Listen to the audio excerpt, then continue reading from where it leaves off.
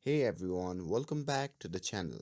In today's video, I'm going to show you how to turn off restriction on Safari on your iPhone or iPad. So if you're facing issues where you can't access certain website, I've got you covered. But before we start, make sure to hit that subscribe button for more helpful tips. So now without further ado, let's jump right in. So first, open the settings app on your iPhone or iPad, and once you have opened it, simply scroll down a bit and tap on the option labeled as screen time. And once you are inside the screen time section, simply scroll down and tap on content and privacy restriction. And this is where the restriction on your device are set.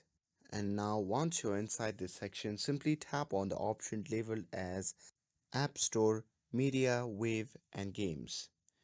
And now after that, let's focus on the web content section, which is what's restricted certain website in Safari. And once you are in this section, simply tap on unrestricted access at the top. And if you don't want any restriction at all, you can always go back to the previous menu and toggle off the content and privacy restriction option. And this will remove any limitation across your iPhone. And that's it. Now you should be able to visit any website you want on Safari without any restriction. And that's it. Thanks for watching, and I'll see you in the next video.